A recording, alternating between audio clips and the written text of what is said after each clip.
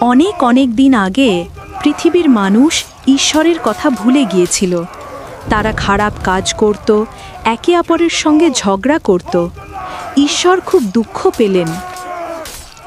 মানুষ আর আমার কথা শোনে না, আমি পৃথিবীকে পরিষ্কার করব। কিন্তু নোহ, তুমি একজন সৎ মানুষ, আমি তোমাকে রক্ষা করব। ঈশ্বর নোহকে বললেন একটি বড় নৌকা বানাতে।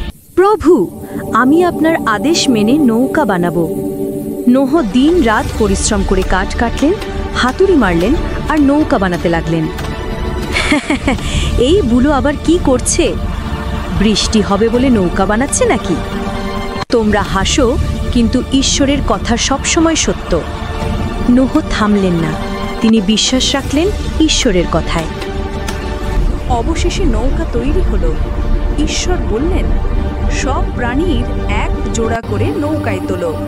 এসো সবাই, হাতি, বাঘ, পাখি, খরগোশ সবাই জোড়া জোড়া করে নৌকায় ওঠো। তারপর আকাশ কালো হয়ে গেল, বজ্রপাত শুরু হলো আর প্রবল বৃষ্টি নামল।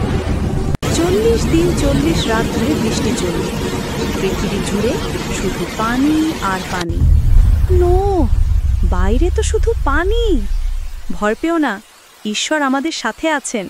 অবশেষে সূর্য উঠল, পানি ধীরে ধীরে কমে গেল। নৌকাটি এক উঁচু পাহাড়ে থামল। নোহ, আমরা বেঁচে গেছি, ধন্যবাদ প্রভু।